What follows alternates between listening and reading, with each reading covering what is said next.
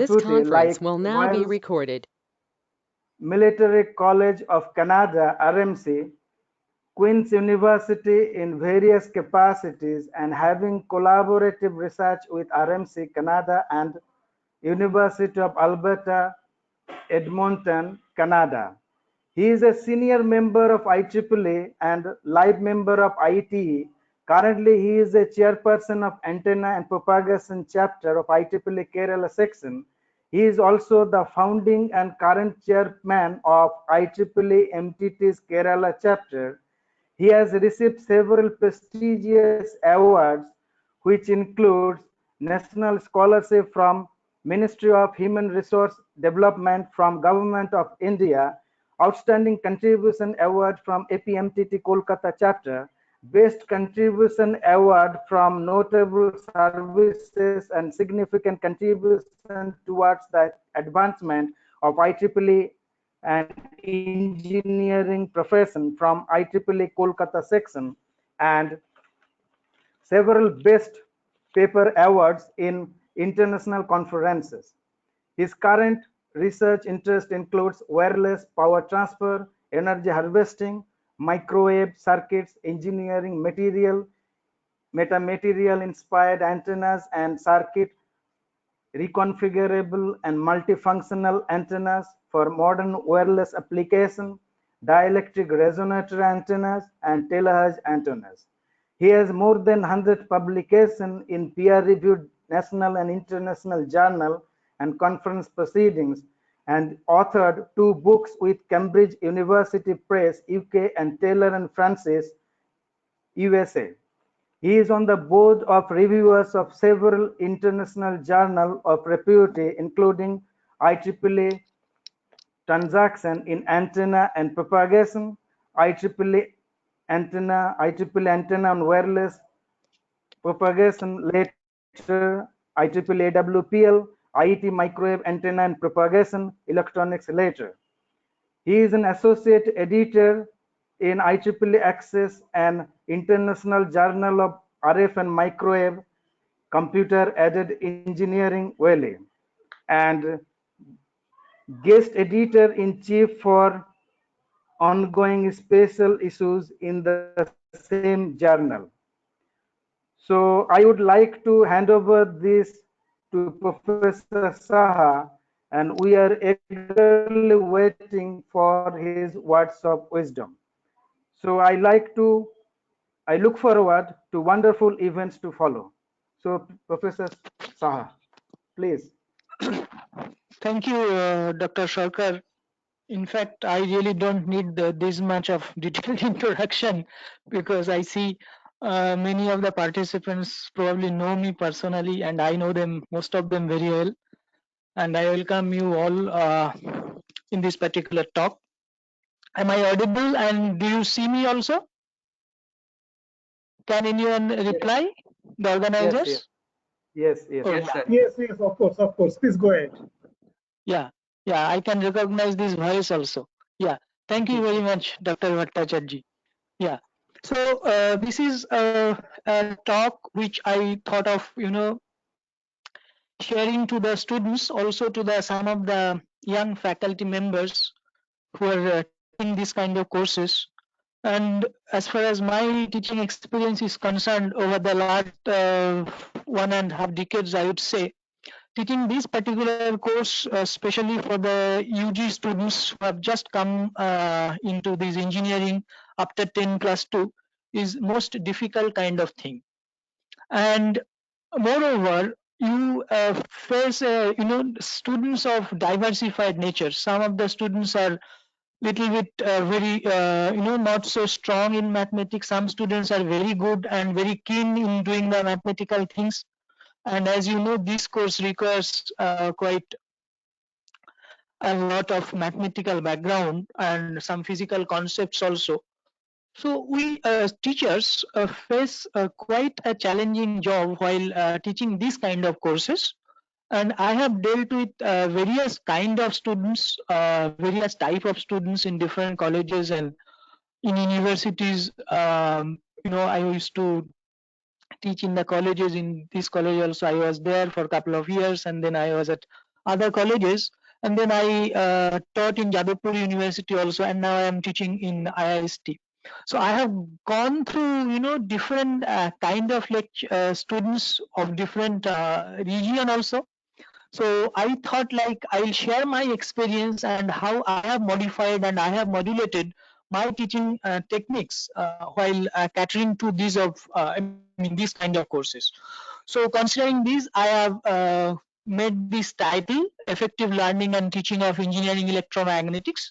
So it's just my way of interpretation. I know there are other people who might think differently, and probably they will interpret in some other manners also. So before I go into the presentation, those who are not aware of my coordinates, current coordinates, so for them, I am from IIST Trivandrum, which is at the very southern tip of India, in fact, the extreme south part of the Kerala. And this institute started its journey in 2007 under the leadership and under the thought process which was led by Dr. Abdul Kalam. So there is a story why this institute came up in 2007.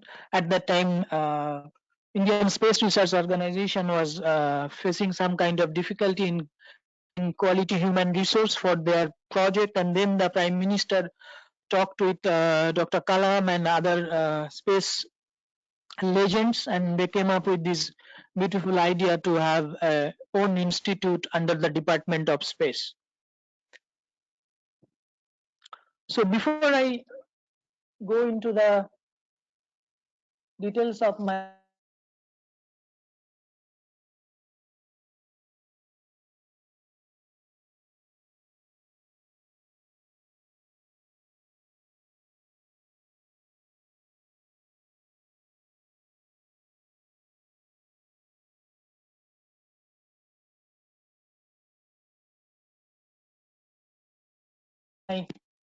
today's talk, let me just take a couple of minutes in briefing about the research activities.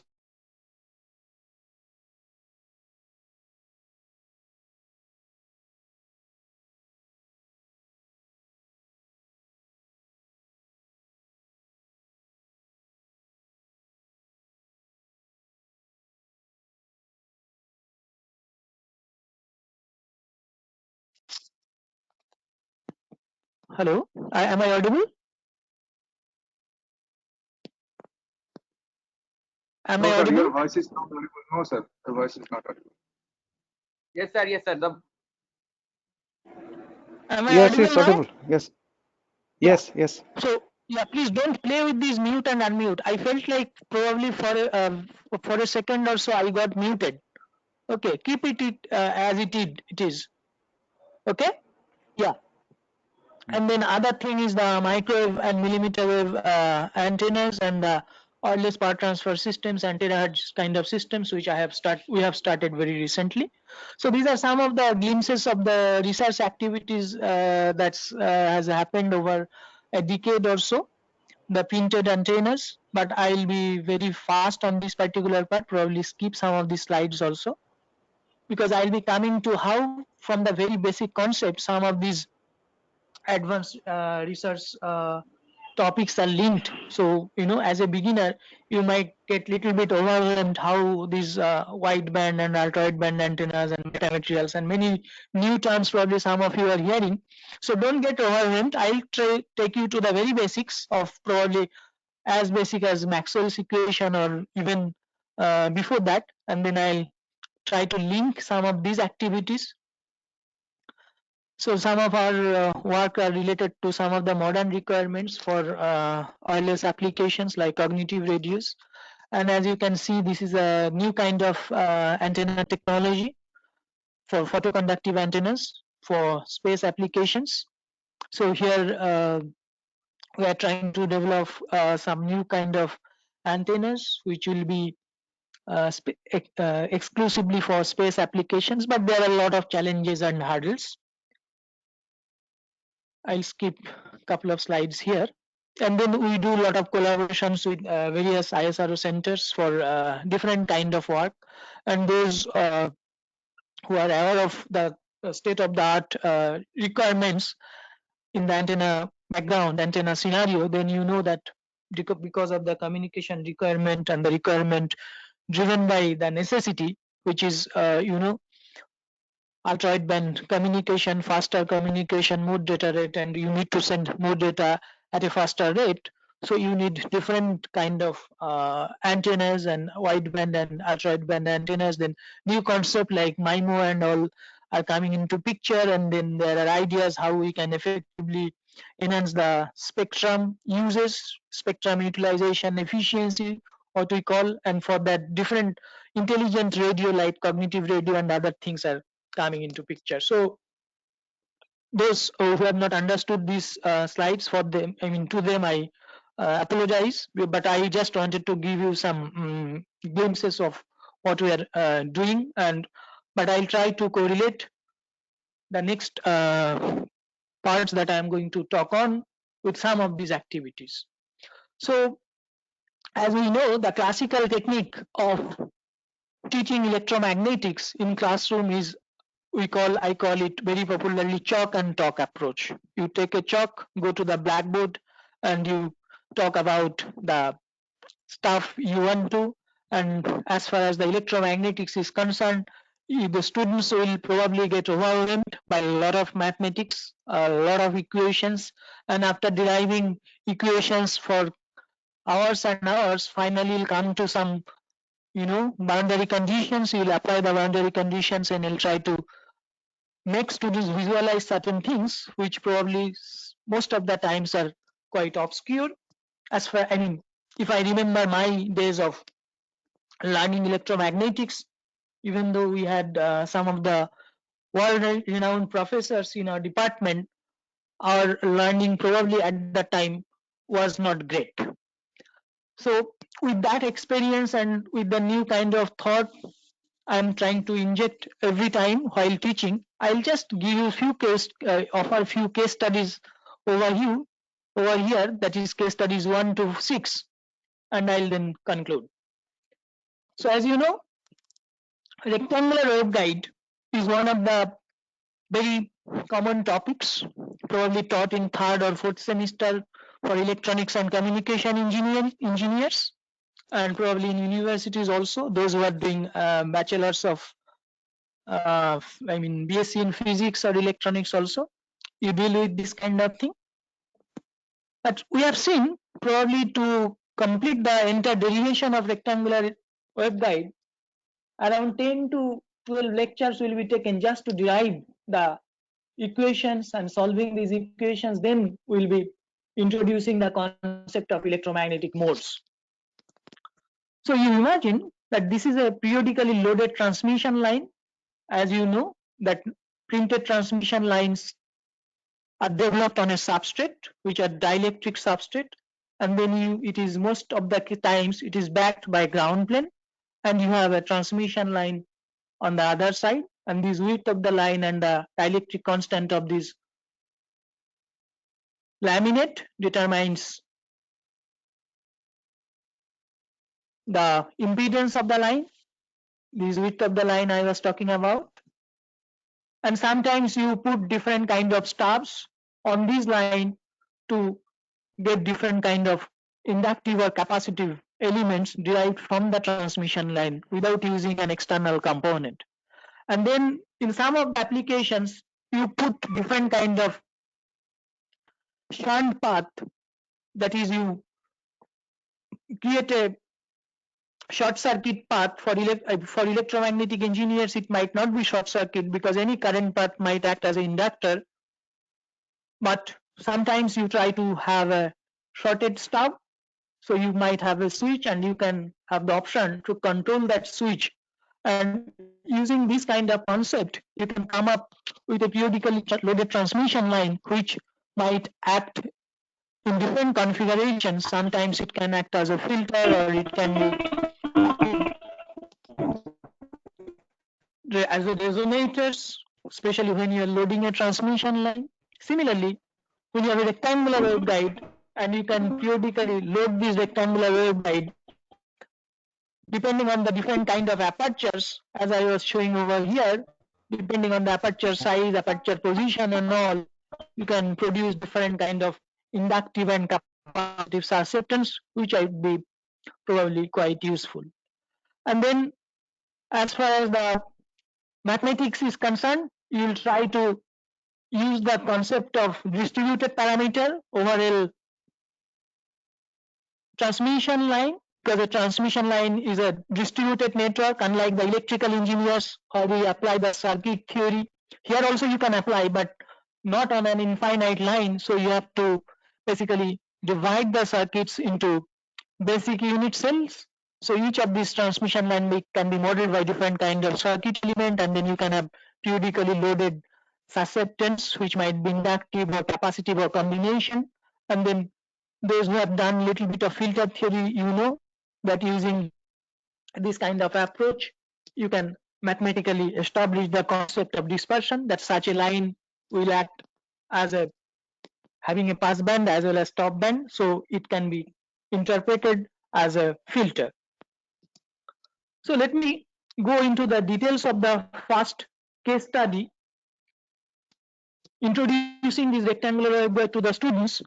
As a classical teacher, probably most of us will prefer to use this approach, which we call chalk and talk approach. I mean, this is not me, this is a cartoon kind of diagram, and as you know, these are different kind of transmission lines. Waveguide, this is a rectangular waveguide, this is basically a dielectric slab waveguide, because you know there is no metal outing on it. Then we have a circular kind of structure we call circular waveguide. These are very basic elements, and these probably you understand. There is the inner region epsilon r1, and then you have another region epsilon r2. This is something like optical fibers or that kind of structures. When you try to solve this equation, first you try to, using Maxwell's equation, you try to get this Helmholtz equation kind of thing, and then you try to solve.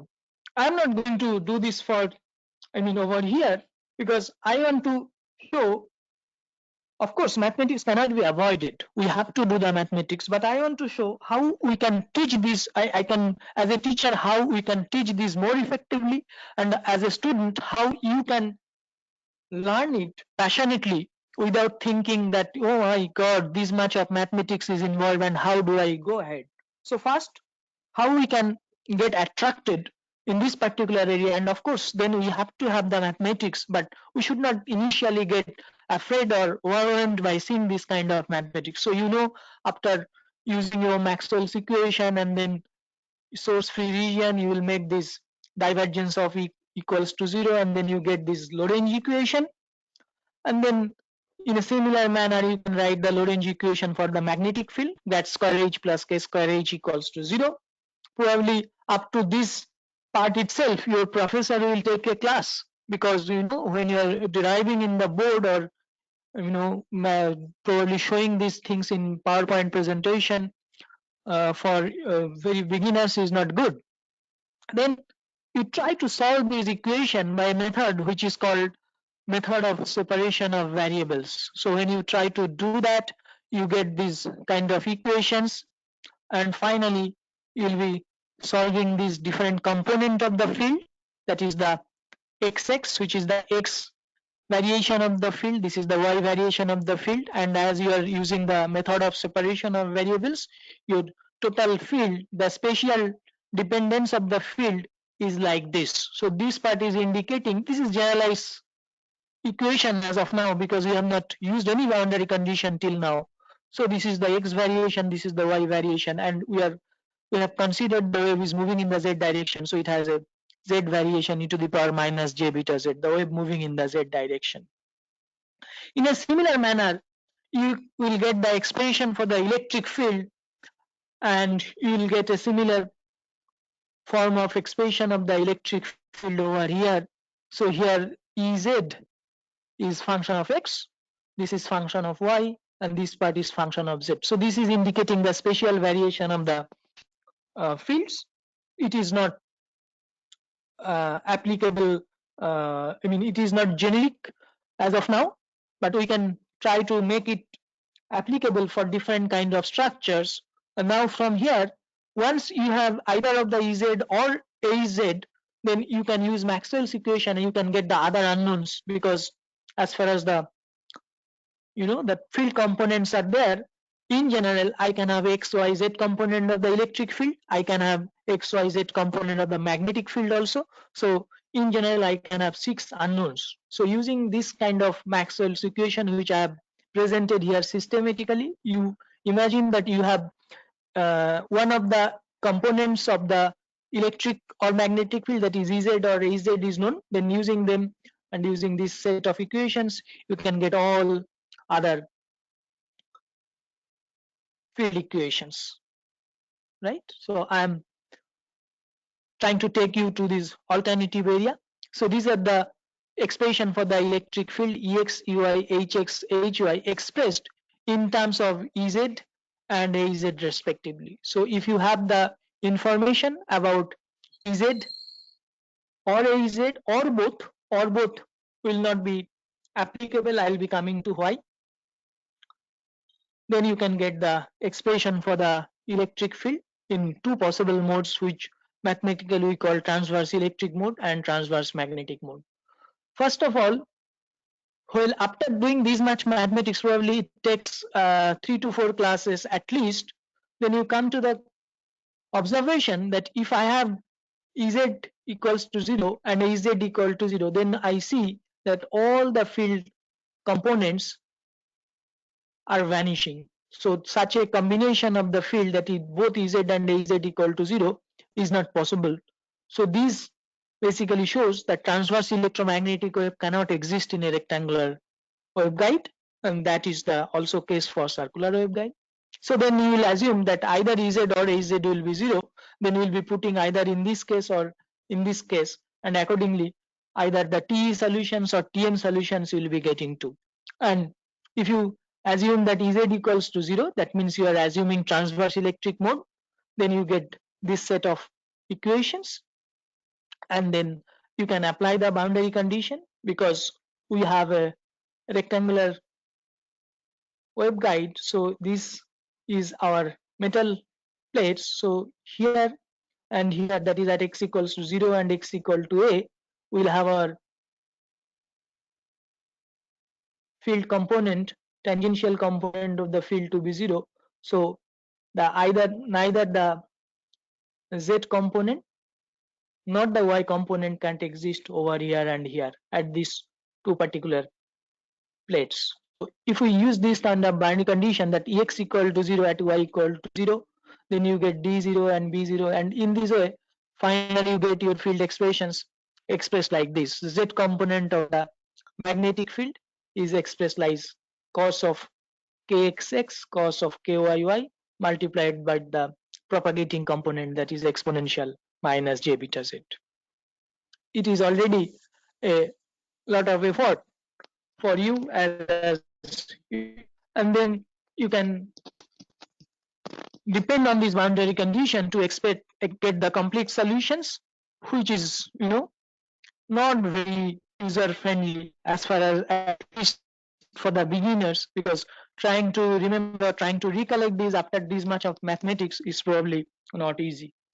But I want to show you how we can minimize these mathematics at the very beginning, and how we can introduce these concepts of the modes by going for less mathematics. So this part is identical to what I was showing earlier. That is, you have the expression for the electric field Ex, Ui, Hx, Hy expressed from Maxwell's equation considering Az to be 0, and then you get a similar set of equations. Again you apply the boundary condition over here, and then you get the sin kx a equals to 0 and sin ky b equals to 0, from which you get the wave number x component of the wave number kx equal to m pi by a and ky equal to n pi by b. You are getting.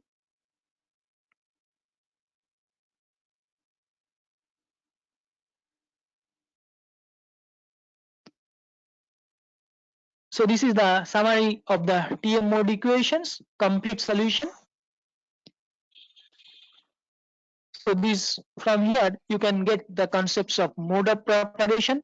you'll be getting the concept of cutoff frequency, that mathematically you can see that beta is coming like this, square root of k square minus kc square, where kc square is equal to kx square plus ky square. From mathematics you see this, and then you get a concept of cutoff frequency.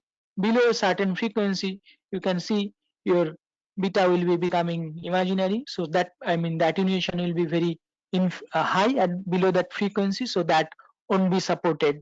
So this is the bare minimum condition that must be satisfied. So the minimum frequency that is supported is given by like this. So we call it cutoff frequency because this dimension is bigger, a is bigger than b, so the minimum frequency will be corresponding to one variation along this and no variation along this.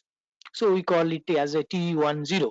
Other possible mode is TE01, and then we can have combinations like TE11, which will be a little bit of complex mode, right? So here is the point I was talking about. This is very fundamental. This is the expression for the cutoff frequency for in general FCMN mode. It will be you will be getting same expression for the TM modes also. And as you can see below this certain frequency, you have no propagation, rather high attenuation. And then same thing you can do for TE and TM modes. After doing this much of mathematics, you finally get to this summary of the TE modes. So you have the wave in dielectric medium, and inside the waveguide if you compare, so this is kind of unbounded propagation, free space kind of thing. But when you have a propagation inside a waveguide medium, you have beta given by square root of 1 minus fc by f whole square. So this term is coming. Then you get the expression for the wave impedance in the transverse electric mode. So these are very common. You'll be doing a lot of mathematics, and finally you'll be coming over here. So I am just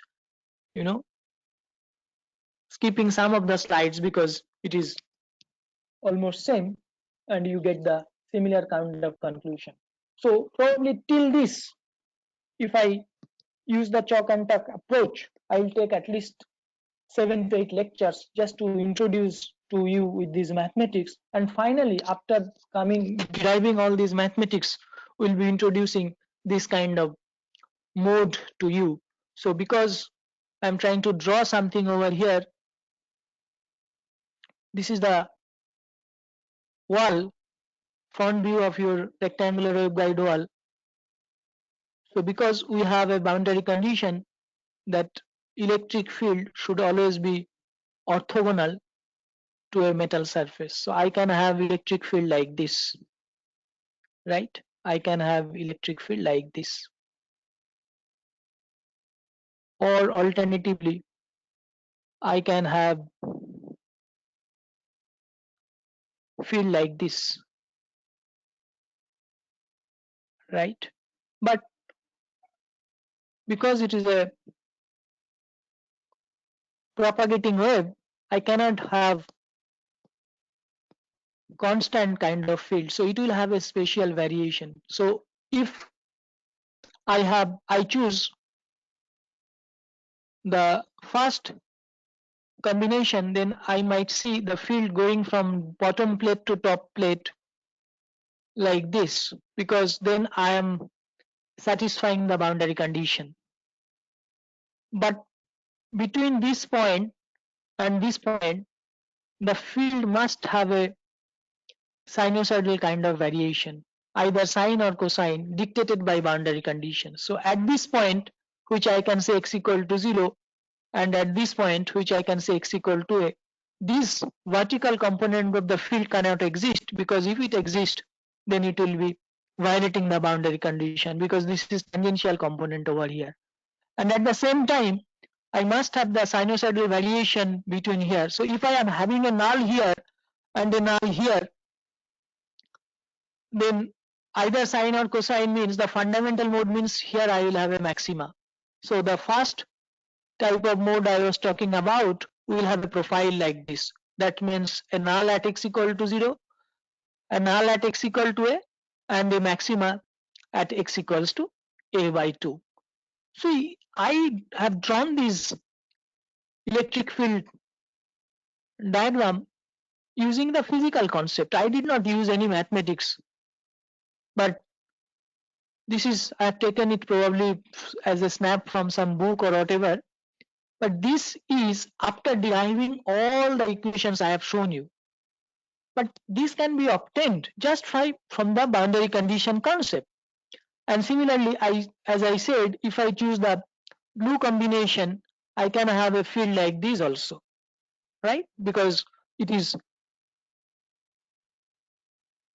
starts perpendicularly from left surface and it gets terminated on the right surface perpendicularly. So if I choose the blue kind of electric field, it's not my choice. I have to excite that kind of field.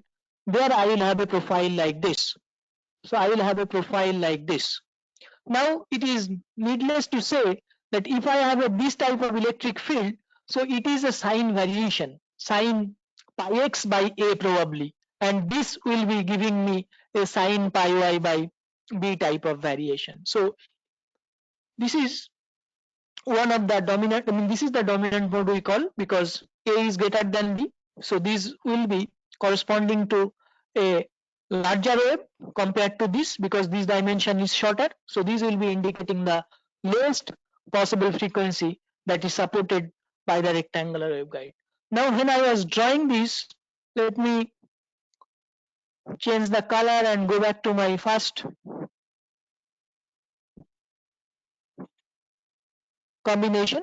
So I imagine, let us assume that this is the wall, and I said that here the field from the bottom plate, it can start and it can get terminated on the top plate. This is one of the options for the field, and the other option is, as I was telling, I can have this. So instead of the combination I discussed over here, that means it starts from here and gets terminated there, or the blue one, it starts from the left plate and gets terminated on the right plate. It might happen that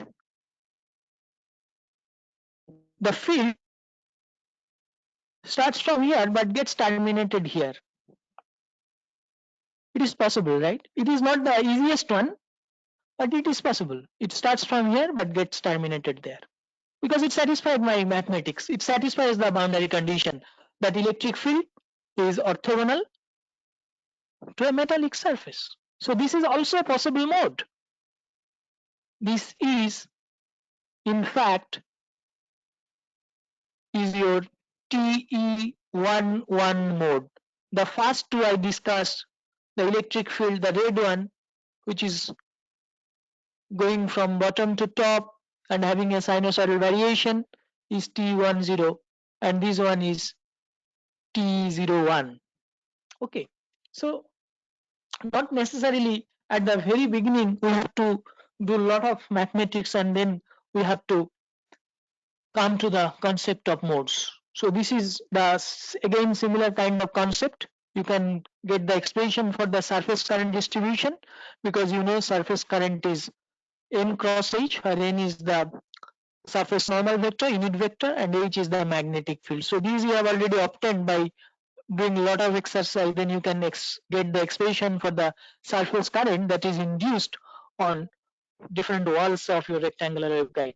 And in fact, you can see that this type of current distribution you get. But I fear that after doing this much of mathematics and this much of effort, if we don't introduce the concept and if we don't introduce the physics occasionally and try to explain the concepts from the very fundamentals, then outcome of your class might be like this. This is not me, but maybe another professor somewhere else, but probably most of the cases the outcome of this type of technique might be like this. All students are in probably sleeping mode kind of thing. So what is the solution? The solution is one of the solutions, as far as I understand from my experience, is so don't overwhelm the class with lot of mathematics injected again and again. So obviously some mathematics is required, but students needs to be make a part of that, part of the calculations.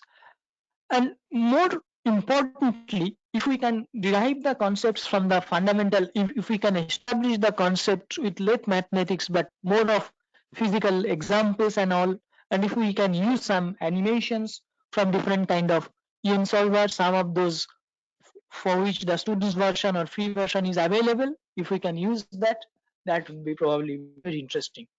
So what is a guide? So let's start the class by taking some pieces of waveguide inside the class. So this is, this is the rectangular waveguide.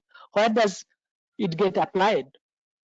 This is a transition waveguide to coaxial kind of adapter. So these are different kind of bends. So unlike the electrical engineers or unlike the low frequency engineers, we can't just make a touch and get a current repeated and some other point. For every transition, every connection, every distribution of the power or distribution of the fields needs a proper transition. That's why here it is complicated. It is complicated, fine, but we have to try to present it in a simplistic manner as far as possible. So we might make the class more entertaining, more interesting by taking this type of pieces of the components. And when you can establish some concepts from what students already know, then probably that is the best way to establish a concept amongst the students. So we can probably try to establish the concept of mode from the acoustics knowledge that already is embedded within the students in terms of the string mechanics. If we have a straight string, right, it is fixed at the two ends. Many musical instruments, guitar, and there are many other musical instruments which are string based. So some of the instruments are we call pluck string and struck string. So either you pluck or you struck to make different kind of tones and all. So there also you have a boundary condition because these end and these end are fixed. What is the boundary condition? The displacement over here is 0, over here is 0, and the velocity at these 2 points are also 0. So these are the boundary conditions, and from that you get these different kind of modes. So this is the fundamental mode, this is the next mode, right? So, and this is very well known to us, and we know that the frequency expression also probably at that time the most of the students will be remembering. So our waveguide or a property, this is of course supporting acoustic waves. We are talking about the electromagnetic waves, but I don't see much difference as far as the basic ideas is concerned. So here it is the velocity and the displacement 0 at those points. We will have the similar boundary conditions, but not in terms of velocity or displacement, but in terms of the different components of the electric field and magnetic field. So probably if we can try to establish in a manner like that, in a simple manner with different kind of analogy, probably that would be very much appreciated and we can make the thing very simple. Now, after coming over here, just 1 minute. Yeah, so I was talking about the modes, and as you have probably followed, I have drawn few modes from the very basic physics without using a lot of mathematics or calculation. But you can design a waveguide using a EM solver, free version, student version, like ANSYS HFSS or computer simulation environment like CST, computer simulation technology, or there are many other students version freely available. You can just try to mimic a waveguide, excite it properly, and try to visualize the modes of the rectangular waveguide. So this is the TE10 mode, the dominant mode. I'll try to show you the animation. I don't know, I'm trying to reduce the speed over here. So you see whatever I was drawing few minutes before, Same thing now I am showing in an animated version. So as I mentioned that here and here, this blue is indicating 0 in linear scale. So you don't have a component of the electric field y x component here. In any way, the coordinate is like this.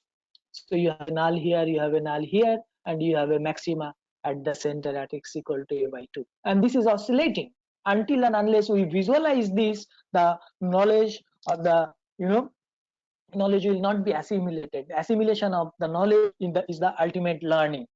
Okay, so it's not static. Whatever we have drawn, that is dynamic. It is spatially moving, it is oscillating as time changes, and also it is moving along the waveguide. So you can see at some instant it is upward, and then not next instant, after t by 2 it is downward, and when here it is upward and here it will be downward. So this is the T10 mode, but now probably the idea is far better because we can visualize the field now. And similar manner, you can see the T10 magnetic field also. So this is showing the magnetic field of the T10 mode. As you know, the magnetic field forms loops like this. So here, I hope you can see my mouse pointer. So you see this is forming the loops at some point. Normally when we draw for exam or book, in books you will see the magnetic fields drawn on the front or like this, but actually it is making circles, and those circles are actually moving into the direction of propagation. So this is probably, as far as my understanding is concerned, is user-friendly approach. This is quite interesting.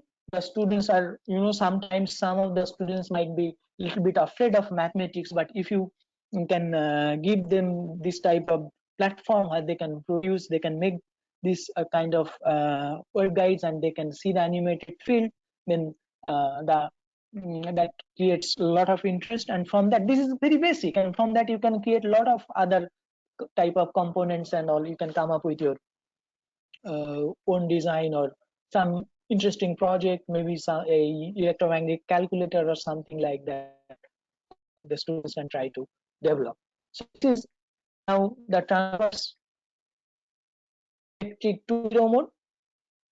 You see, I'm trying to control the speed. In T20 mode, there is one maxima here at x equal to a by 4, and there is oppositely directed maxima at x equal to 3a by 4. So this is showing the electric field, and this electric field is propagating in the z direction. So this is the electric T20 type of mode, and you can get a much better grip when you try to learn this using this approach. Okay, so you do the mathematics. Sometimes you might get stuck. I am not understanding how this field is moving, how to draw and all. But if you do this, your concept will be probably much more stronger. And I am not. I mean, this is the T11 mode that I was drawing. This is the T20 electric, and this is T20 magnetic. Similar kind of animation. And this is the probably this one I can try to show you. This is T11 mode. If you recollect properly what I was telling, it in T11 the field will be starting from here and it will be terminating here, and from here also will be some kind of symmetric around this line. Okay, and with this kind of electric field orientation it will propagate, and this is the view at the side wall. So here visualization, when you try to this with this kind of 3D solver, visualization is completely at a different level. So always try to learn using this kind of approach. And then if you want to see the top wall or side wall or whichever wall you want to see, you can see like this. Even you can see the surface currents induced on the different walls of the waveguide, on the 4 walls of the waveguide. In fact, you will see your current getting distributed like this. So it is like a kind of, one point is like a source, another point is like a sink, right? So from this point the field is getting distributed, and after lambda by 2 distance all these are coming here, and over here it is going like this. So these two red points, so here also the current continuity is maintained. So these dotted black lines are actually the conduction current, and then when you see the current over here, it is not conduction current, it is a displacement current. So it's a very beautiful idea. So you can imagine that you have a small fountain over here, and from that point the water goes in the upward direction, and you try to visualize that this wall absorbs that water, and then it gets distributed along the four walls. So this is kind of the idea and the visualization you can do.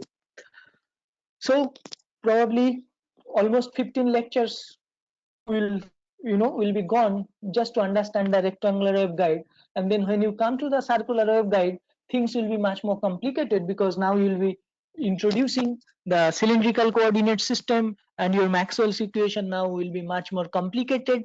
I'm trying to skip these mathematics, because I mean, I of course do these mathematics, but not in this way. I try to develop the concepts initially.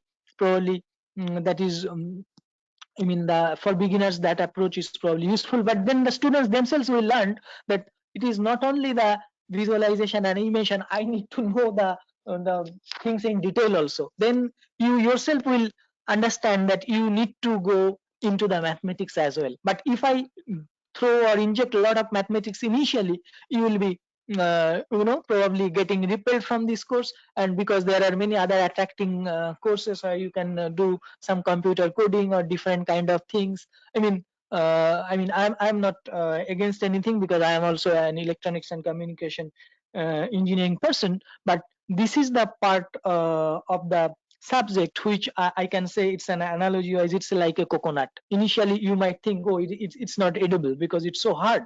Probably it is for hitting someone, it's a stone, but actually it is not a stone. If you can break the coconut and go inside it, you can make a lot of attracting stuff, food stuff from it. So when you talk about the circular waveguide, you will have the radial variation, you will have the azimuthal variation, and then you have the z variation. So the radial variation of the field involves a Bessel function of the first kind or second kind, right? So we call Bessel function of the different orders, and the first kind Bessel function Jn, and second kind Bessel function sometimes we represent as Yn. Professor, I'm sorry to disturb you. Just I have another meeting at 8 o'clock. So please carry on your beautiful lecture. So I'm very sorry that I have to leave the meeting. Okay. Oh yeah, sure. Go ahead. I'm sorry. Yeah. Yeah. No problem. Yeah. Thanks. So here, as you remember, probably you have used this similar kind of Bessel function when you do your communication engineering course, especially for frequency modulation. As you know, theoretically the bandwidth, the FM, we call it infinity, but you know the Carson's formula also.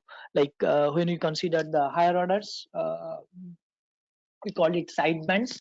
So for higher order sidebands, as you increase the order number, the power content becomes very, very less. So these concepts comes from here. So this is the J0, that is the 0th order Bessel function.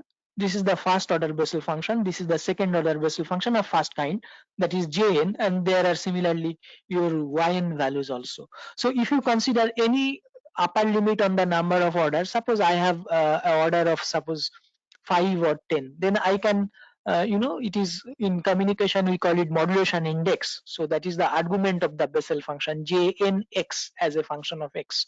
So when I know the value of x, so depending on that particular value of x, I know which how many n are significant, what number of up to what number of n is significant. So in this particular case, these Bessel functions of first kind and second kind, when you solve these T and Tm modes, it will come into picture. And this table, which is not very straightforward table, it comes with after a lot of mathematics, especially if this comes after solving the Bessel's differential equation, which is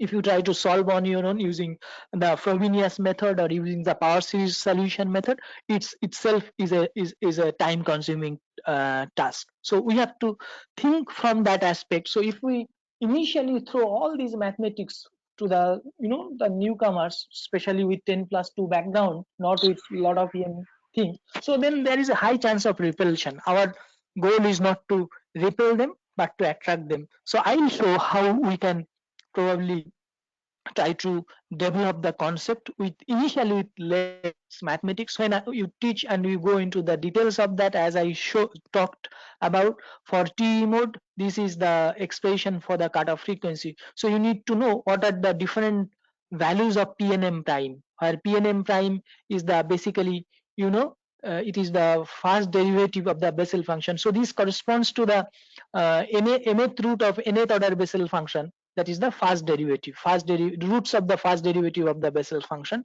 So if you see, because it is at the numerator, the minimum value of this will be corresponding to the minimum value of FCNM. That is your cutoff frequency, minimum cutoff frequency. So if you consider the TE family, you see that 1 and 0. So 1 and 1, TE11 corresponds to PNM prime is equals to 1.841. So TE11 mode, for the time being, you can say is the dominant of the TE modes. But ultimately, this is the dominant mode for the circular waveguide, because from TM family, there won't be any candidate whose cutoff frequency will be lower than this. So this is, you know, the nature of the subject is such that it will involve mathematics. We cannot avoid it. But the point is, we'll do the mathematics, but not at the very beginning. We'll mix it up. We'll try to develop the concepts as far as possible using different kind of alternative approaches and tools. Okay, so as I was talking about, if you consider the TM modes, so this is the root chart for the TM modes. As you can see, there is not a single guy whose value is lower than 1.841. So in fact, this is the minimum value for the TM, so 2.405. So from this picture, you'll actually get to know what are the different kind of the modal distribution. So TE11 is the first mode, or the fundamental mode, we call the dominant mode in a circular waveguide.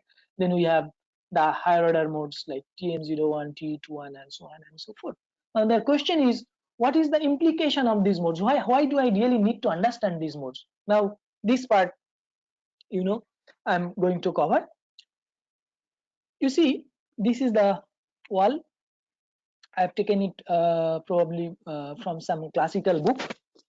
So this solid line indicates the electric field and the dotted line indicates the magnetic field. So this is your TM01. Why it is TM01? Because it is transverse magnetic. Transverse magnetic means your magnetic field is transverse. So this is your waveguide. So wave is actually going in this direction, or you can say it is going in the opposite direction, no issues. So with respect to that, the magnetic field is in the orthogonal direction. So you see the magnetic field, which is the dotted lines, magnetic field always forms closed loops, so it is like this, right? And D0 indicates the azimuthal variation. So in the azimuthal direction, there is no variation, but there is a radial variation. This one indicates radial variation. So if you see from the center and proceed towards the surface, there is one variation, and that variation will be governed by how this guy J0 varies. So that information we need to definitely understand. But initially, if I say TM mode, that is the TM01 mode, then the mode is circularly symmetric because there is no azimuthal variation, there is one radial variation, so there will be one full variation from the center towards the periphery. And then I have seen the students are quite confused regarding the full electric field, because magnetic field is like this, but electric field is drawn like this, just, you know, from not exactly from center, but it is getting terminated. Fine, it is getting terminated. It maintains the boundary condition as I was talking about earlier, because it is a circle, so it will be like this, no problem, we agree. But where it is coming from, if it is terminating like this, where is it coming from? Because it has to have a point from where it is coming from, right? So if you try to visualize on your own, actually this line is coming like this. So from this point of the waveguide, it is starting from the wall coming like towards the center and then going like this. Similarly, this line is actually like this. Okay, so sorry, I mean, I'm trying to do annotation on the screen. Always it's not very good. Anyway, so this is the way we need to understand. So field is actually coming like, and this point and this point are separated by lambda by 2. So when you think in this manner, you get the full picture. And this is the side view of the same thing. That means if you cut on the along the diameter, you will see the electric field as solid line, and magnetic field you will be seeing like this. And similarly, this is the TM02 type of mode. As you can see, this is also circularly symmetric because this is 0, but we have a 2 over here, so there will be 2 full variation. So you see there is a null here and there is a null over here. In between there is one maxima somewhere here and one maxima somewhere here. So this, where is the maxima and what is the strength of the maxima, all these things along the radial direction, these will be coming from the Bessel's distribution. Okay, so we need to understand from this kind of concept. And when we are talking about the dominant mode, this is the dominant mode, that is your TE11 mode. Now I'll show you some interesting slides. One, I was, quite I myself was confused by some questions from the students that, sir, can you show something or can you tell something in our nearby in nature where the field distribution or the structure is something like this.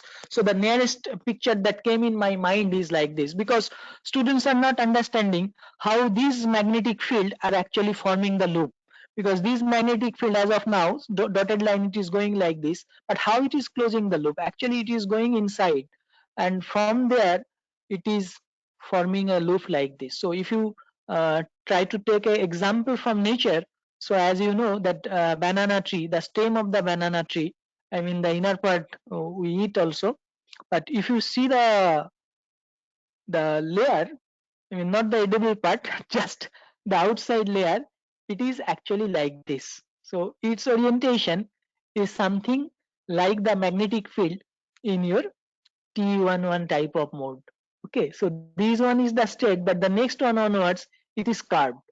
Okay, so it is like this, but then going lambda by 2 here, and then it is closing the loop like this. So this understanding, this thought process we have to always keep on, then probably better learning will be taking place. So, and these are some of the higher order modes.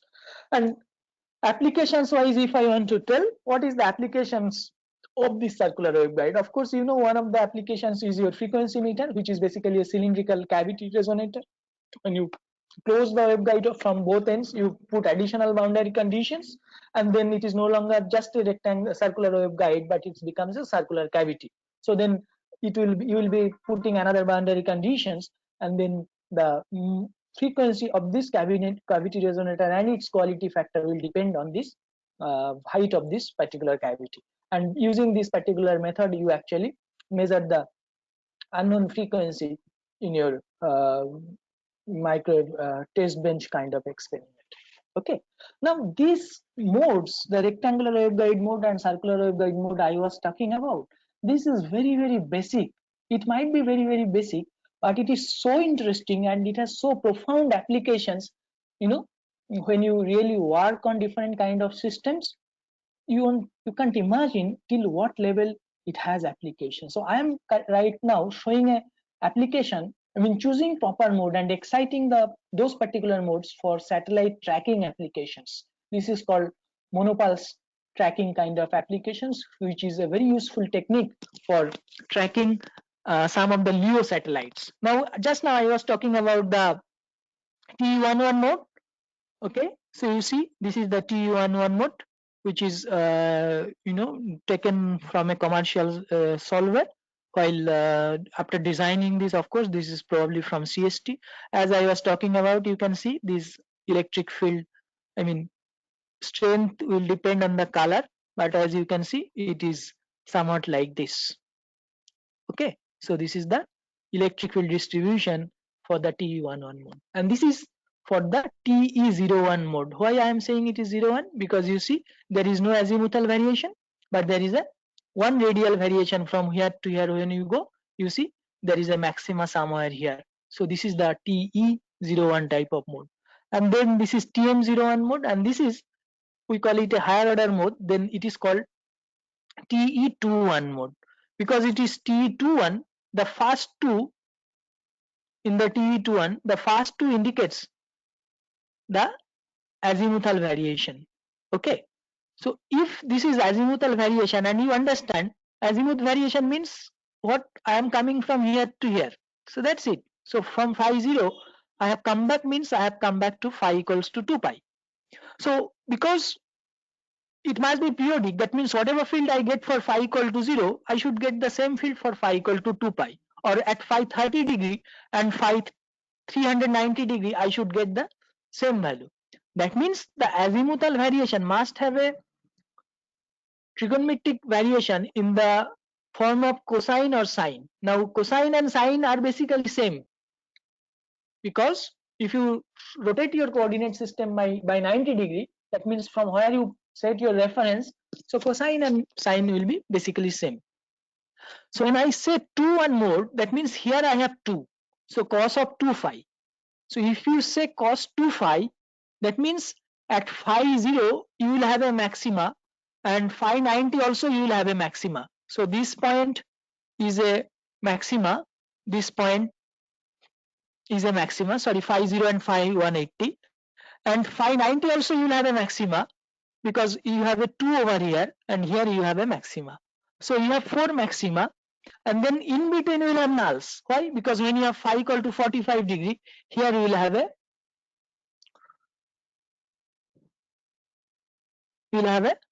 null in between. So you will have a null here, you will have a null here, you will have a null here, you will have a null here. You see, so that is the exact type of pattern I was talking about. You have a maxima over here, you have a maxima over here, maxima, maxima, right? Maxima, maxima, and in between you have the null. So this is the 2-1 type of mode.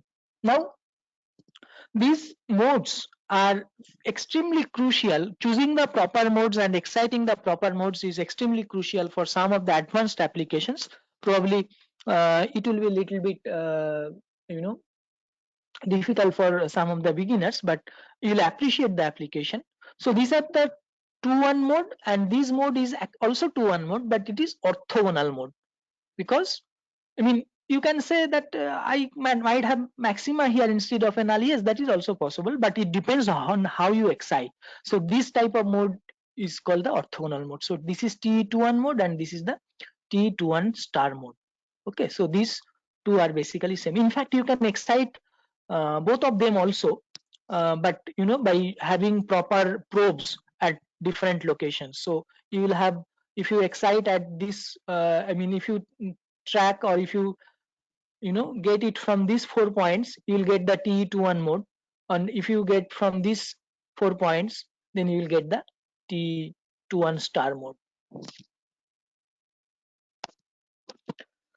And if you excite a cylindrical waveguide with this kind of mode, and finally, of course, a waveguide is not a radiator, but if you can convert that waveguide into some kind of antenna, suppose I have a waveguide, but I gradually flare it into a, you know, funnel type of structure, which we call a horn antenna. So then it can start radiate from this open end of the structure. So you can show by your analysis and little bit of antenna physics, of course, that for this mode, which is TE11 mode, the field pattern is like this. So along this axis of the waveguide, you have a maximum. Whereas for these two modes, which is, you know, this is TE21 mode. For 2-1 mode, if you see properly here, so you have a null along this. So here actually it is like this. I don't want to disturb this one, but if you take a 2D card, it is looking like this, and this is the waveguide direction. I mean, this is the waveguide direction.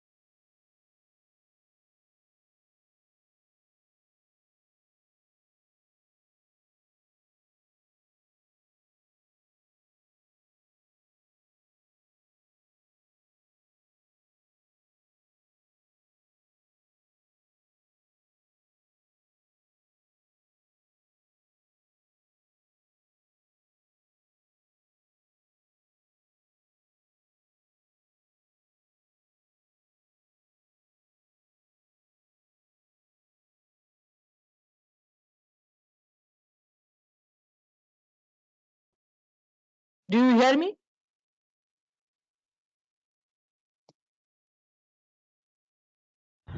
Hello, am I audible? Yes, sir. Okay. Yes, sir. Yes, sir. Yeah.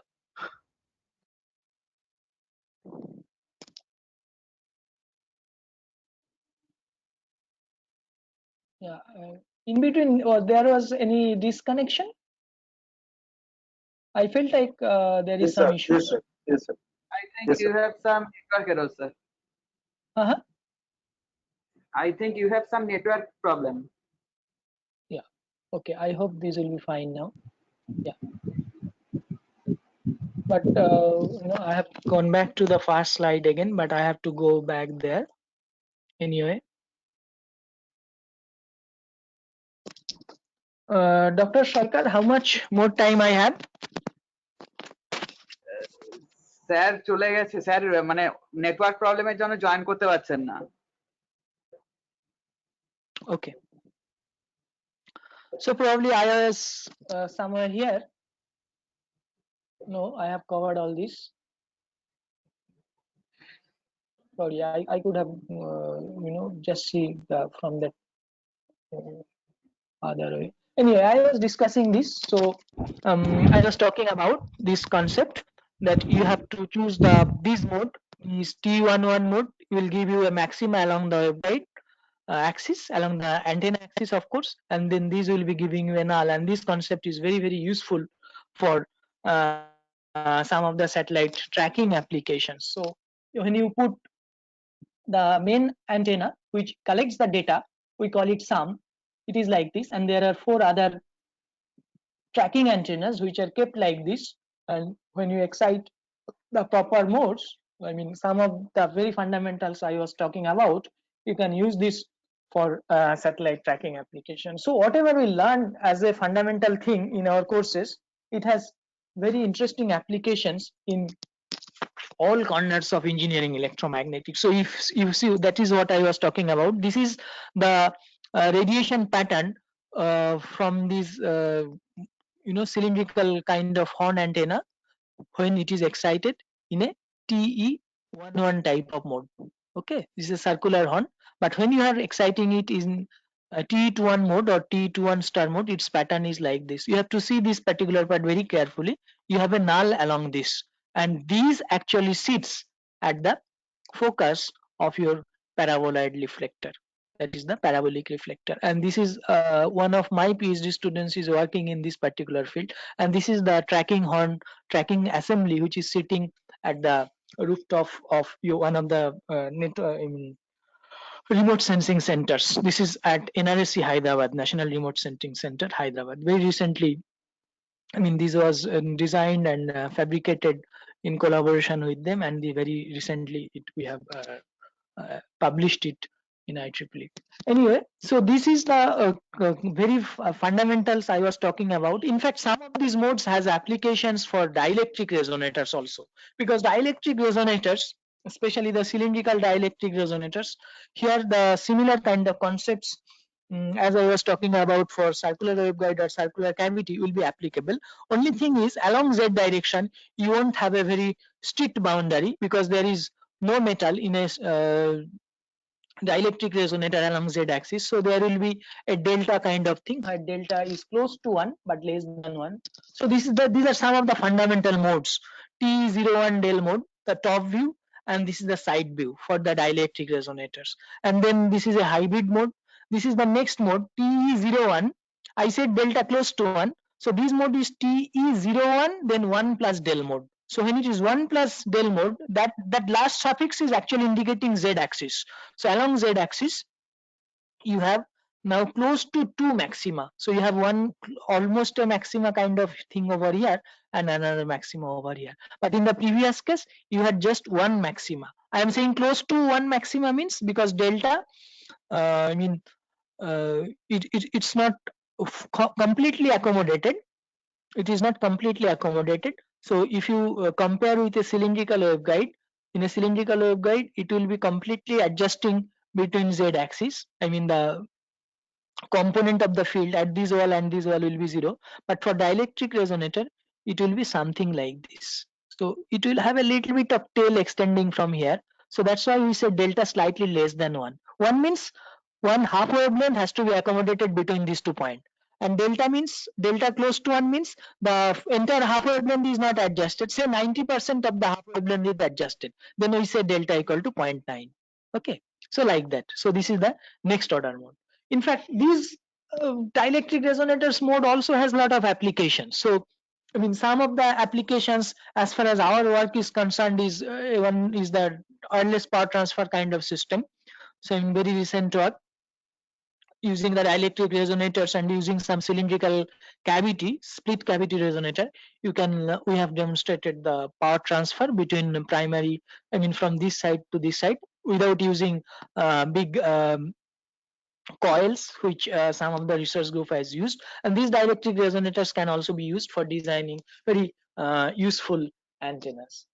So this was my case study 3, and then I am coming to case studies 4. As I said, I will be talking about 6 case studies. So this is microwave passive component. While introducing microwave passive component, as you remember in your analog circuits or analog electronics, or even in circuit theory, we normally deal with the circuit parameters. We introduce Z parameter, we introduce Y parameter, and sometimes hybrid parameters, especially for transistors, and then we use the ABCD parameters. So even though some of those parameters are applicable over here, but because the microwave measurements is mainly based on power, not on the voltage or current, so we introduce a new kind of parameter which is called S parameters, and then we use a lot of properties of these S parameters, and then we try to introduce different kind of passive components. But you know, these mathematics of course is needed to understand the unity property of the S matrix and zero property of the S matrix. But at the end, when we apply it to some component, some micro passive component, for example, you know, this is like a power divider. We call it E plenty. So if you launch the signal over here, you are supposed to get here and here. But electromagnetics people say you will get here and here, but you will get in opposite phase. But if you probably feed from this side, which we call H plenty, these two arms you will get in same phase. Why? So this, of course, you can understand using the boundary conditions, your own visualization, but understanding will be much more concrete if you use your same kind of CAD tools I was talking about. That means you just design such device, such component using a 3D EM solver like ANSYS or CST or whatever you have. I mean, all these software student license or demo license are freely available. You can download and you can try to learn. So I'll show a few animations over here also. I mean, I just want to I mean, request all of you to recollect this concept that when you are launching this signal from here, it's like a main waveguide, but after coming here, it faces a junction. So from this junction, because this is like a, if you consider this side is positive, this side is negative, the field goes like this. Then here the field will go like this, but on this side the field will go like this. And of course, as this field goes here, there will be phase changes in between. But finally, depending on the distance, if this field is like this, and if I consider this side and this side are of equal length, then at this side the field will be like this. So we call these two signals, I mean, we have got equal strength of the signal, but they are oppositely phased. This is the electric field distribution. Whereas if we use the H plenty, if I launch the signal here, then I get the signal here and here, that is the electric field in same phase. This we call the H plenty. Let us try to establish this concept through this EM solver I was talking about. You see, this is my H plenty. Okay, so you see, we have launched the signal from here. I mean, I'm controlling the speed again. Okay, so you see, at this point and at this point, the field are in same phase. Yeah. So if I stop it over here, you see, this field is upward, this field is also upward. So I have launched the signal over here. It goes at the junction, and after it goes to the junction, it gets distributed equally, and their magnitude is also in same phase. Electric field are in same phase. Okay. So this is your electric field distribution for the H plenty, and this is the electric field distribution, probably no, so magnetic field distribution for the same H plane. So magnetic field will be forming the loops, as you can visualize the circular loops it is forming, and with this it is going here and here. So these two sides it is going. So this is probably more innovative learning. Okay, so this is the next one, which is combination of ET and HT. We called it as a magic T, or which has both E arm and H arm extension. E arm in the vertical direction and H arm in the horizontal direction. So this is the look of the device, and you do a lot of mathematics to get its S matrix. You get a S matrix like this, but if you try to recollect the idea, if you launch the signal at the E arm, you don't get anything in the H arm. It goes here and here. On the other hand, if you launch the signal from the H arm, it goes to the main waveguide, but nothing is coupled to the E arm. So you just check this. This is, I am showing the electric field from the E arm. When you are launching over here, you see, you see I have launched over here. I have just stopped the animation. So signal launched here. So it is like TE10 type of mode, fundamental mode that I have discussed earlier. Now you see it has reached here and here in opposite phase. It is seeing the arrows are seen upward here, but these are downward here. That's why you don't see over here, and nothing is coupled here. So this is the E arm excitation, and this is also the E arm excitation, but here you will be seeing the magnetic field. Okay, and then this is the hybrid T when you are exciting from the H plane. So this is the electric field. Let's see these also.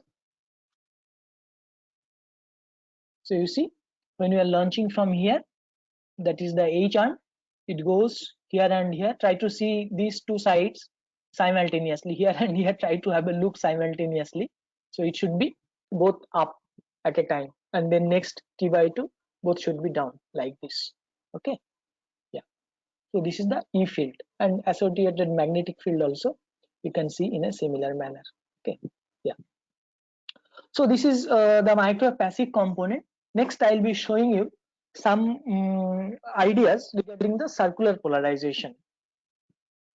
Those who know little bit of electromagnetics, as you know, apart from few other parameters like amplitude, phase, frequency, for electromagnetic waves, the polarization is very important, because if the signal is not polarized, that means electric field has no proper orientation. That is called a unpolarized light, or I mean, it's a haphazard kind of signal. There is no proper directionality to the electric field, and that type of electric field is hardly useful for most of the applications. That's why from an unpolarized signal, we always try to get a polarized signal using different kind of crystals. The optics people call different kind of crystals. There is Lloyd's mirror, and there are other kind of special crystals which can create a polarized signal from the unpolarized signal. In EMs also, we try to create the polarized signal from the source itself, but there are techniques to change the polarization also. So when we say a linear polarization, that means electric field will always be oscillating in a single plane. So here the electric field is always along x-axis. So you see, as far as my diagram is concerned, so the wave will be moving in the z direction, because it is a e to the power minus j beta z, and it goes like this. It is a linear field. This is also a linear field. It is oriented along y. If I have both the component x and y, but if they are in phase, then still it is linearly polarized, because it is inclined. This is x component, this is y component. If I have something in between, then I have both x and y component, but it is still linearly polarized signal. If I have two components like this, I have both x cap and y cap, but these two components has a phase difference. As you can see, the x component is if you consider these as a reference phase of 0, then this has involved a minus j, and minus j means it is lagging by 90 degree. So here I have two components of the electric field. One component is X component, another is Y component. So I have two orthogonal components equal in magnitude because both amplitude is E0, but there is a 90-degree phase difference. So such a electric field, if you see its time variation, it will be oscillating along a circle. So tip of the electric field will be rotating along a circle, and seeing the sense of rotation, we call it a right hand circular polarization or clockwise rotation. Here the axial ratio, which is basically the ratio of the two component of the electric field, because both the component are same, it is 1 over here, and in log scale it will be 0 dB. So axial ratio 0 dB means we call it as a perfect circular polarization. So this is also something like this, but here instead of lagging, the Y component is leading because it is plus J. So this is also CP, but it is a opposite sense of rotation it is having. So we call it left hand circular polarization or counterclockwise circular polarization. The axial ratio again is 1 and it is in 0 in dB scale. And then this is the elliptical polarization. The axial ratio is √2 over here. Why it is elliptical? Because it has two components.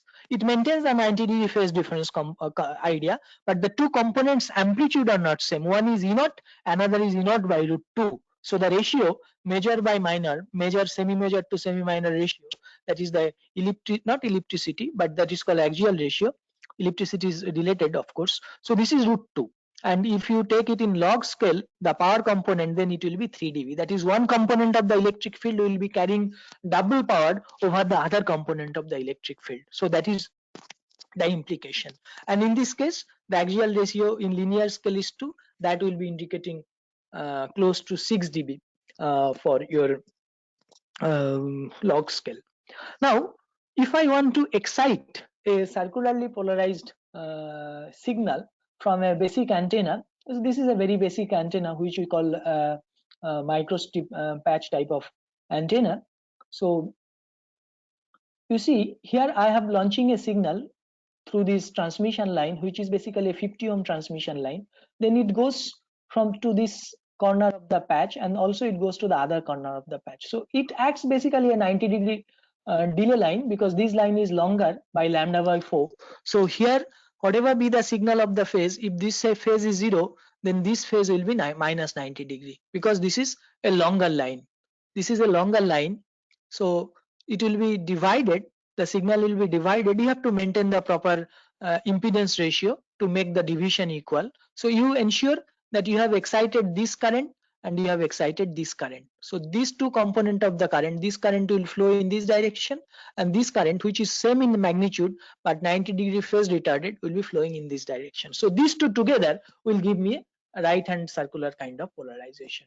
And this is one of the examples for some applications, of course. So by doing some changes in the geometry, you can produce a circularly polarized antenna using a single feeding technique, unlike the one I was talking about. Here two component of the electric field will be excited because of this truncated corners, whatever. I'm not going into the details of that.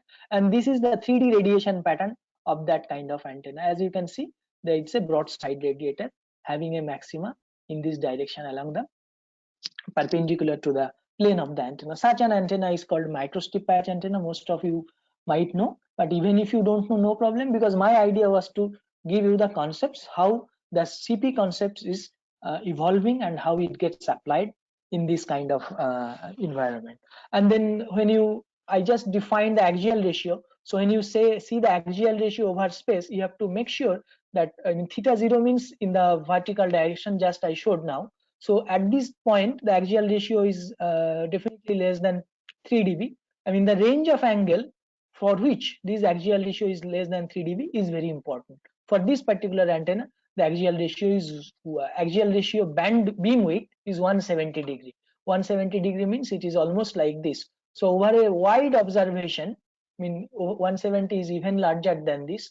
Over a wide observation like this, my antenna radiates a beautiful circularly polarized signal, and this circularly polarized signal is very useful for many applications, especially for receiving antenna kind of applications. Now I'll just a minute.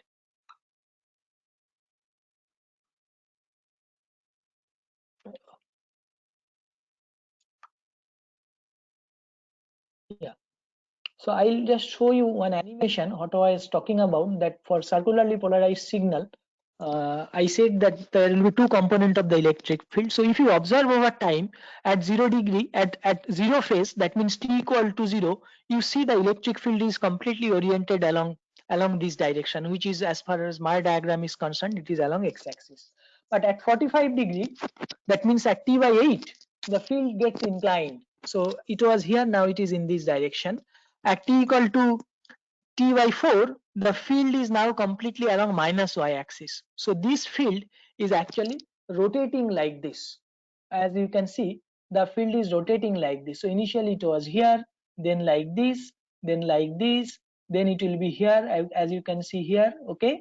And then it goes in this direction. So these two are oppositely phased, these two are oppositely phased, these two are oppositely phased, these two are also oppositely phased. So it is at 8 different instances are shown, 0 degree to 315 degree. Next it will be 360 degree, which will be looking like this. So that's how the field will be rotating as time lapses from t0 to t equal to I mean small t equal to 0 to small t equal to capital T, where capital T is the time period. So this is the visualization of your circular polarization. If you see this animation, you see, just let's see whether this animation runs.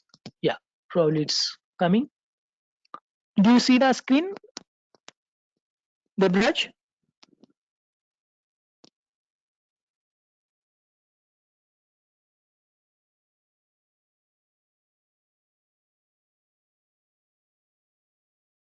Screen?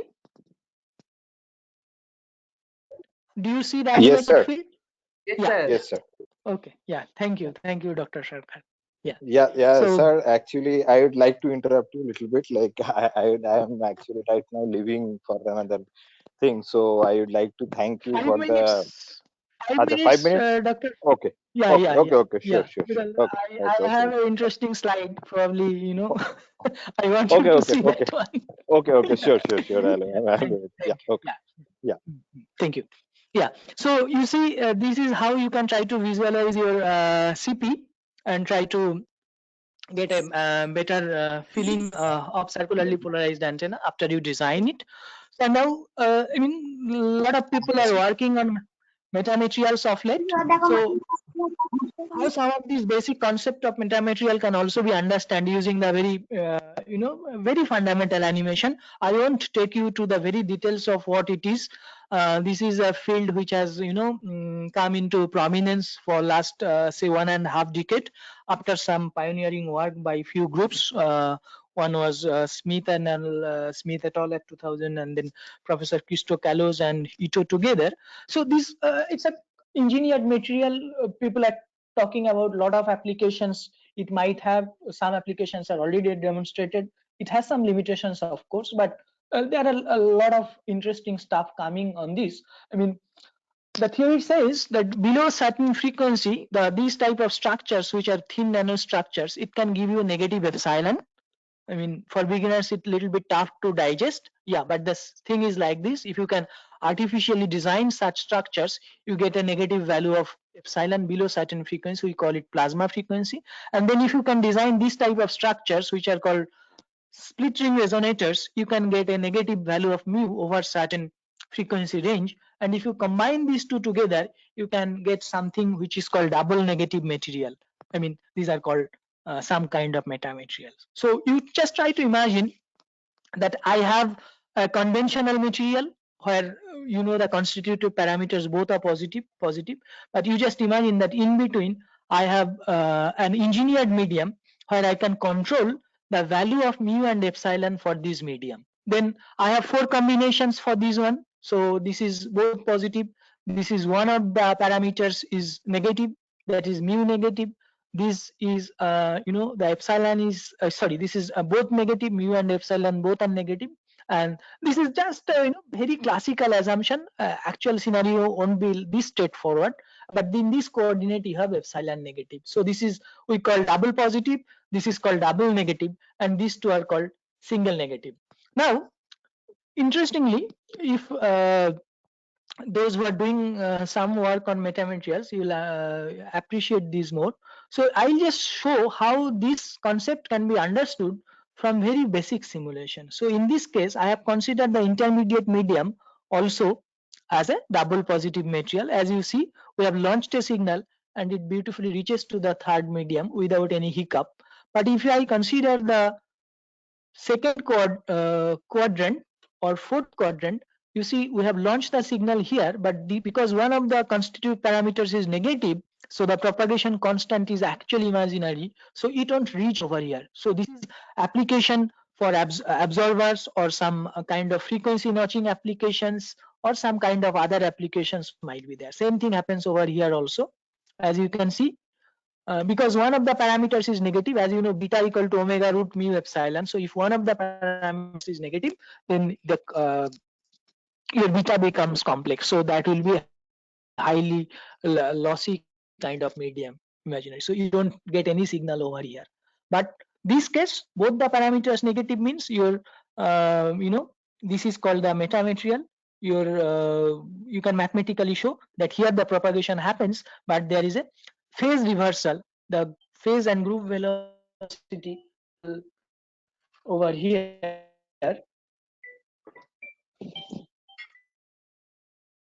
Sorry.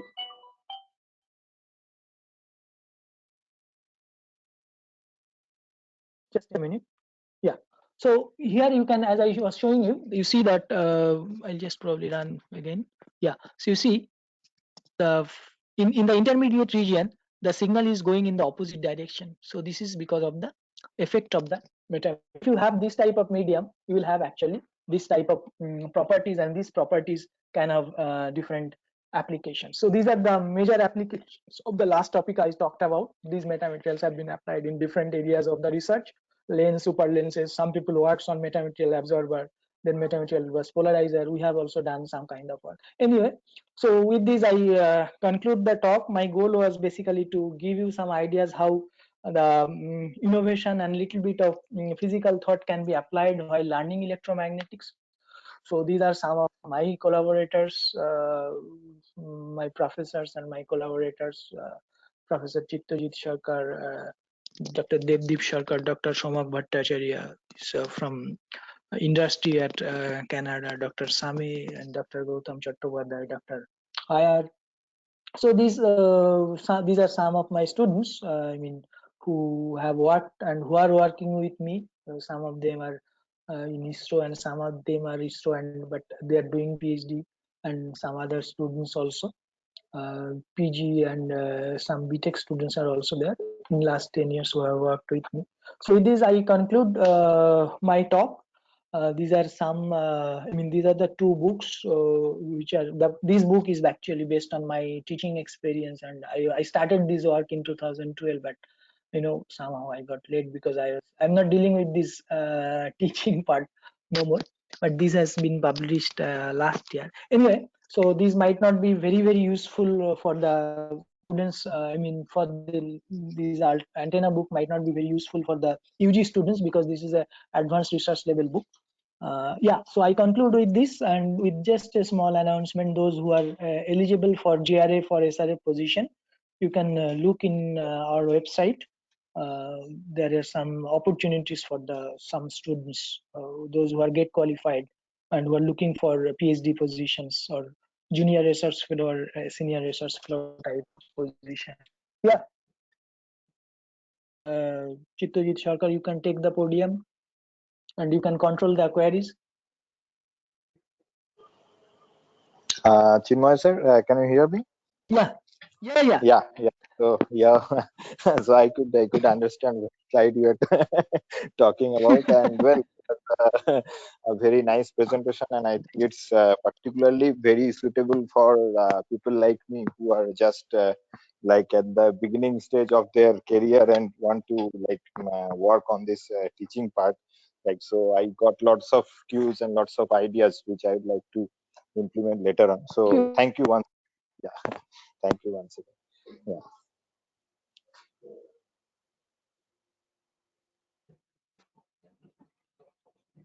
Thank you, Devdeep. Actually, I know you will be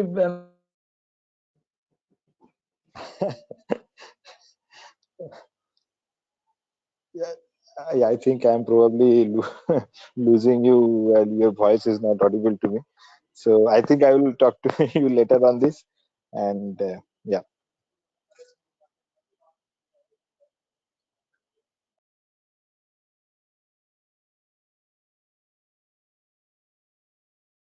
Much better teacher.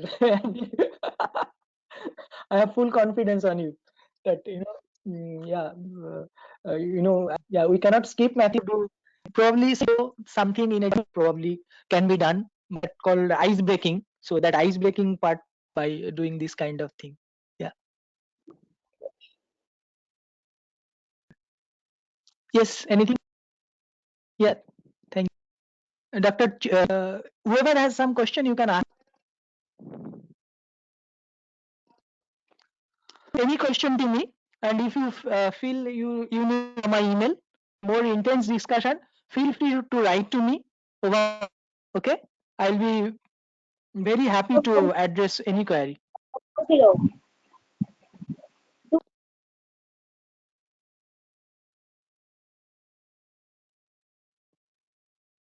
Hello.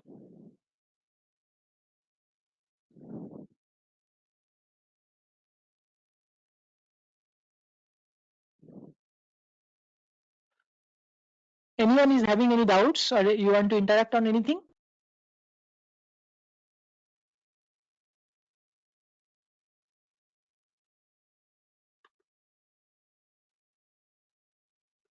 Hello.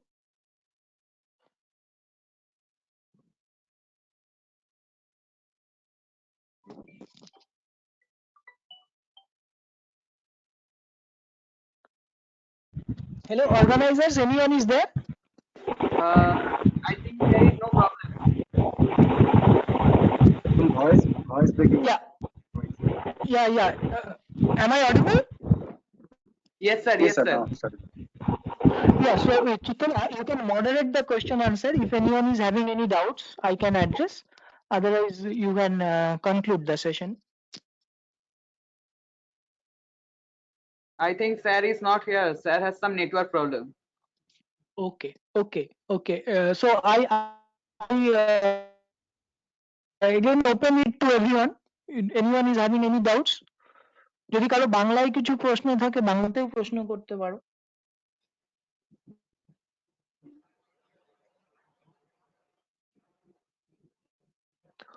Okay, then let us close it. Yes, sir.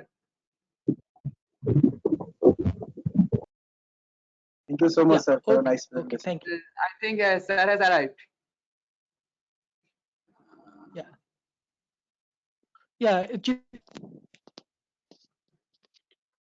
Hello.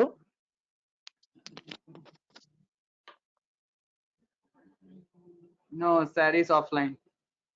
Okay, you can close the Hello. meeting and I again repeat. Yes. Yes. Hello.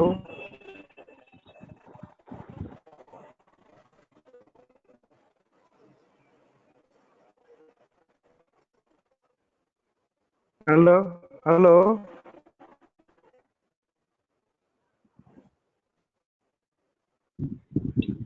Hello. Hello. Hello, sir. Hello. You are audible, sir. Hello. Thank you, Dr. Chittada. Shah, for your wonderful talk. Okay, so let us close the meeting and I once again repeat. Hello. Person, please write to me. Yeah.